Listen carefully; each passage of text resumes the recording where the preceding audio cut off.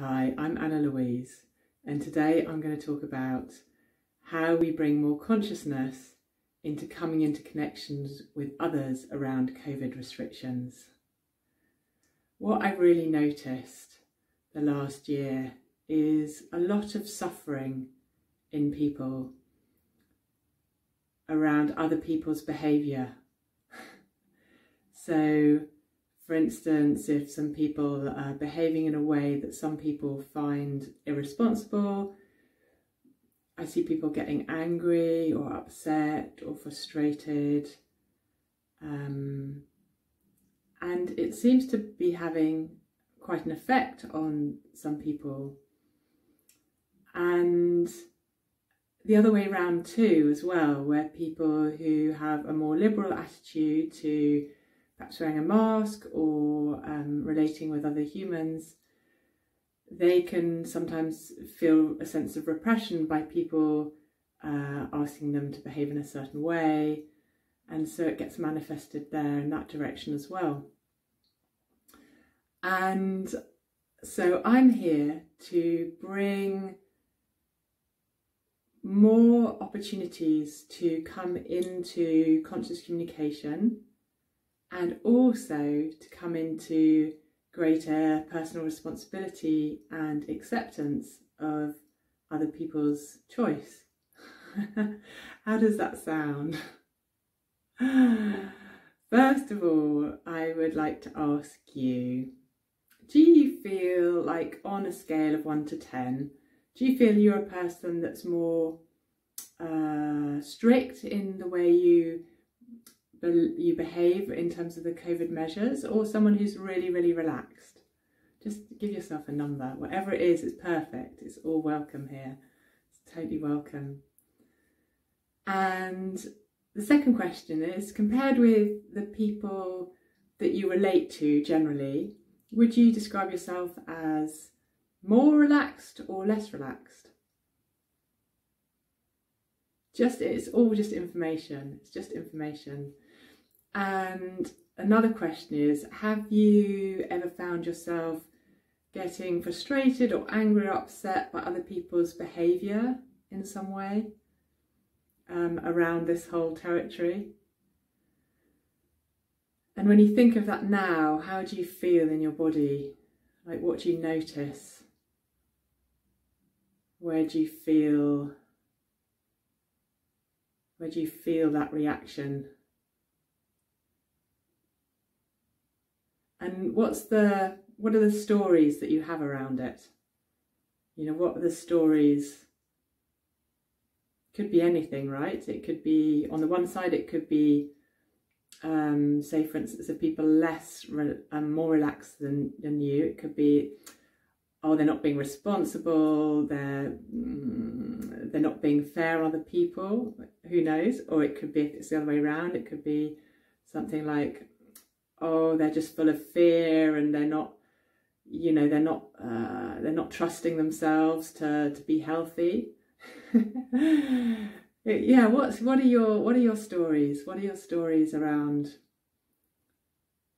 what other people's behaviour brings up in you? Again, it's all just perfect, you know, it's all information. Because if we can give ourselves more space around these territories, right, it helps us to feel less triggered. It helps us to be able to have an open field, and it helps us to actually come into more conscious communication with people. I think the trouble is when we're really triggered, then when we try and interact with someone around this territory, everyone's emotions are running a little high, and we're really not meeting each other as human beings, right? We're meeting our stories and our patterns and our fears and our projections. Why am I talking about this today? I'm talking about this today because of an experience I had yesterday. I ended up having a video date with someone, and we were due to have met in person, but circumstances meant that we didn't meet in person. Which is legal where I am now, just to let you know, just in case any stories were coming into your mind, like, how can that happen? Again, it's just all information, right? Just all information, because we've got all these extra filters now, right? Like when someone says they've done something, we might go, oh, is that legal? So again, it's just good to, oh, wow, I'm running that filter that didn't even exist in me, and how does it feel when I run that filter? So there we go, that may or may not have arisen in you. But yeah, so we ended up video chatting, and we were having a nice chat, and it was very nice. And then he was actually talking about the fact that he feels uncomfortable going to the gym these days. And so I was just really curious. I was just like, oh, that's interesting. Is the discomfort of going to the gym, is it fear more around personal health, or has it got something to do with people around you and being a transmitter potentially of the virus to some people around you? And he immediately said, oh yeah, it's because, you know, my parents are elderly and my father is a vulnerable patient. He's had all these different health conditions, and I really don't want to be the cause of him becoming ill. And he said, there is some personal fear here as well. I do feel some personal fear, but my biggest fear is around my father. And I just thought that was so special to be able to connect into that conversation and to connect into what COVID restrictions mean for him as an individual. And then he got to ask me the same question, and my sense is I have less fear generally, but it really doesn't matter, right? It's more that by being able to have that conversation, we can get to really understand each other's perspective and be respectful of them. And if we were ever to actually meet in person, then we would also be able to really respect each other's boundaries more fully, because we've touched into that. So I think this whole territory is a lovely way to show up in being more fully human, being more conscious, being aware of our stories, aware of our triggering, and being able to embrace whatever everyone's reality is, and own our own responsibility in that, whatever reality we have in ourselves. So the great thing is about owning our own reality, of course, is that we can adjust our behaviour to our own reality. If we try and own other people's realities, we have no power to adjust their behaviour, right? That's not our business. So it's so beautiful once we can stand in our clarity in that. It's like, okay, this is my reality, this is my behaviour, this is how I'm going to choose to come into connection with others in this time.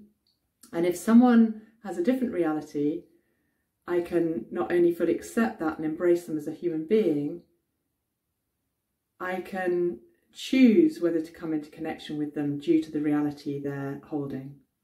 So if they have a much more relaxed reality than me, for instance, I can just choose, okay, so that's great. I can just choose to not be in such connection with them. And vice versa, right? Vice versa. And being able to have these conversations, being able to open it up and say, what is your reality?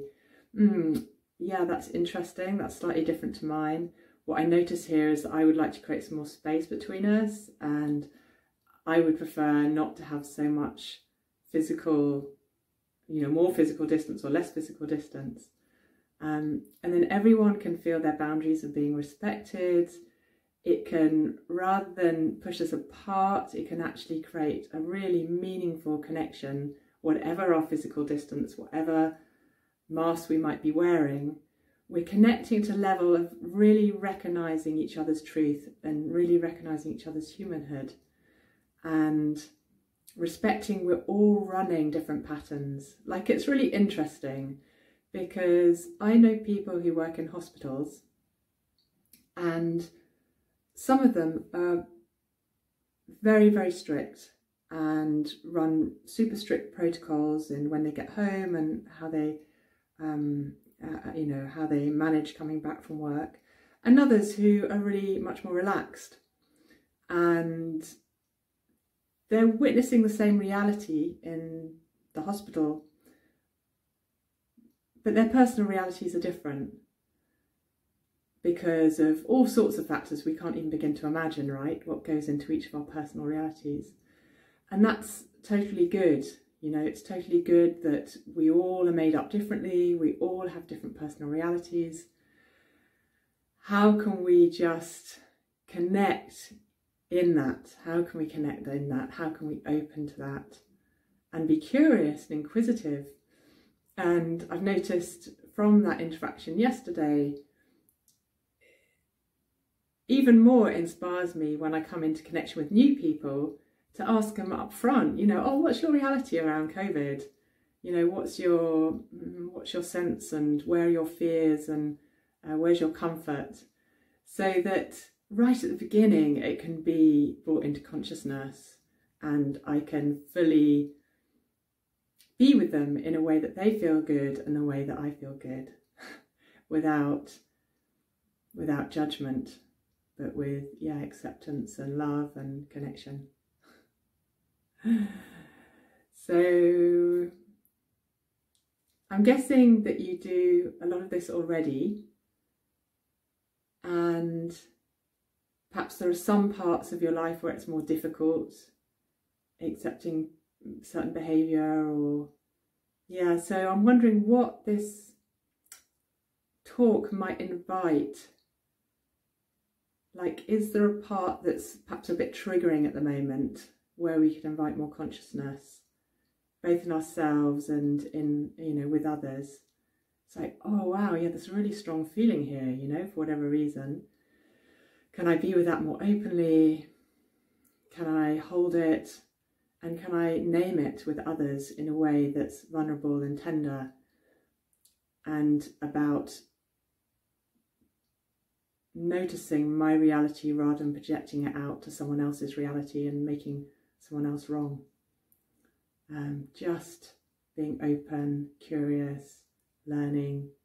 I'm certainly going to see it as a practice and continue to open my reality as much as I can and keep embracing this strange time we're in with love and curiosity and wisdom and inspiration, so that we can all grow as humans into the next phase of our lives.